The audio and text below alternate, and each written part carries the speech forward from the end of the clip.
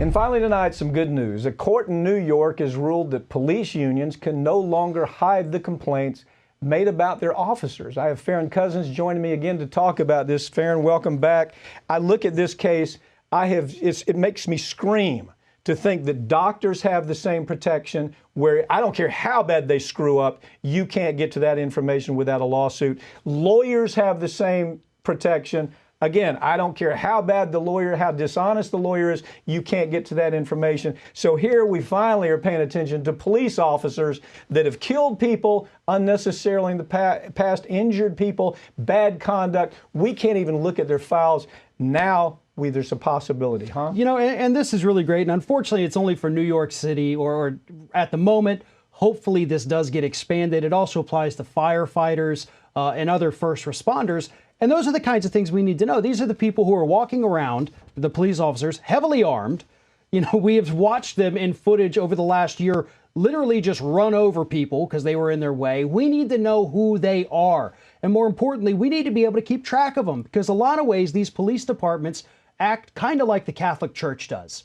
Whenever somebody gets caught doing something bad, well, you work over here now. You're in this department. You're in this diocese.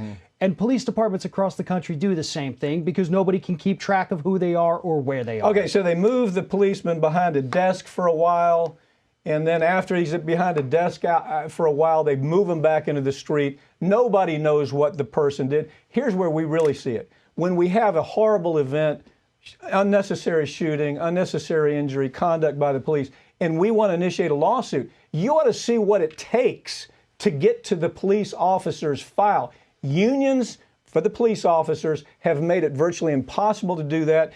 I'm all for unions, but unions have got to have a common sense understanding about what it means when you hide the history on people like this. Right. The police unions don't operate like typical unions where we're fighting for good benefits. No, you're fighting to not be accountable is what the police unions do. And it's good that they suffered this loss. It's good that people are going to be able to see what happens because we need to know what happens. And we need to be able to check up and make sure that the person who has all these complaints against them, whether it's, unnecessary force or even sexual assault for some of these officers, we need to make sure that it has been properly handled. And if not, file lawsuits or whatever we can do. Farron Cousins, thanks for joining me again. Thank you.